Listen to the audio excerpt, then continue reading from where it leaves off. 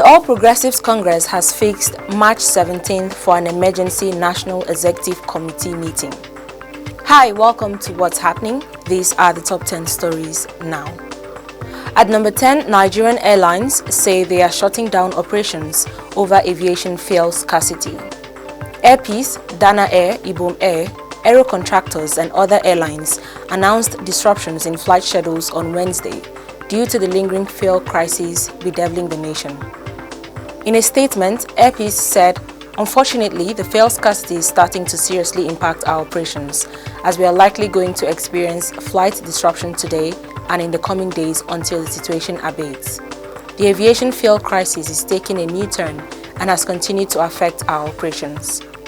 Ibom Air explained that its operations had encountered a situation today where aviation fuel is scarce and therefore unavailable at almost all our flight destinations.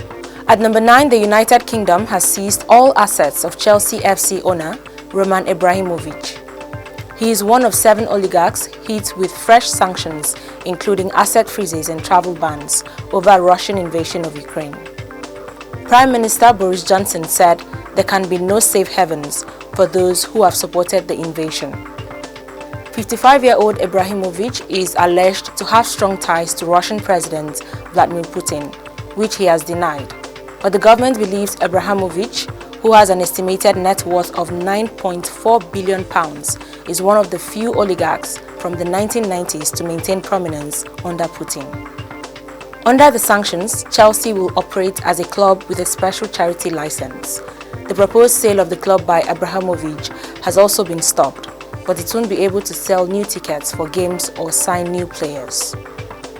At number 8, several passengers who boarded the Lagos-Ibadan train on Thursday were reportedly stranded in an unknown location after the train conveying them reportedly ran out of diesel. In a viral video shared by a passenger on social media, other passengers in the train could be seen lamenting the situation. It is unclear if the situation was necessitated by the recent fuel scarcity. At number 7, a federal high court in Abuja has fixed April 7, 2022 for hearing of the suit seeking the removal of Zamfara State Governor Bello by the People's Democratic Party over his defection. In the application, the PDP asked the court to declare the impeached Deputy Governor Madi Aliyu Gusau as the duly elected governor of Zamfara State.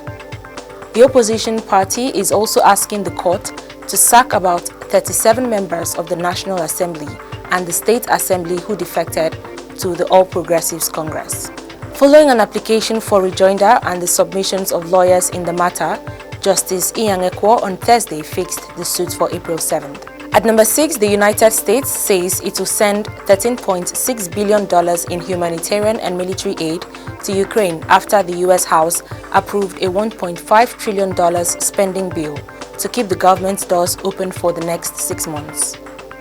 The bill included more than $4 billion to assist Ukraine and others in Eastern Europe grappling with the millions of refugees fleeing the former Soviet Republic after Russia invaded 2 weeks ago. US President Joe Biden said he would not send troops to Ukraine. At number 5, the World Health Organization says almost 500 million people have been infected with COVID-19 since March 2020, while 6 million people have died after contracting the disease. Friday marks 2 years since the World Health Organization characterized the global spread of COVID-19 as a pandemic. The UN Health Agency's assessment was made 6 weeks after the virus was declared a global health emergency, when there were fewer than 100 cases and no deaths outside China. Speaking on Wednesday, the World Health Organization Director General Tedros Ghebreyesus said, although reported cases and deaths are declining globally and several countries have lifted restrictions, the pandemic is far from over, and it will not be over anywhere until it's over everywhere. At number 4, at least 3 people were killed, including a young girl, in an attack on a children's hospital in southern Ukraine on Wednesday. Local officials disclosed this through Telegram on Thursday. The city council wrote, 3 people were killed, including a female child, in yesterday's attack on a children's and maternity hospital in Ukraine's besieged Mariupol, according to updated figures this morning. 17 people were also reportedly injured in the attack. The United Nations and aid organizations have condemned Russia's attack on a maternity hospital in the Ukrainian city of Mariupol. UN Secretary General Antonio Guterres called the attack horrific in a tweet on Thursday. At number 3, the National Union of Road Transport Workers has suspended its Lagos chapter's chairman, Musiliu Akinsoya, popularly known as MC Oluomo, indefinitely over alleged misconduct, insubordination, and inciting members of the state chapter against the apex body. Last week, the national body of the NURTW had issued a query to MC Oluomo alleging insubordination and refusal to carry out instructions of the National Union. Oluomo denied the allegations even as his loyalists recently protested to Lagos State Governor Babajide Sanwo-Olu, alleging interference of the national body in the state chapter's affairs.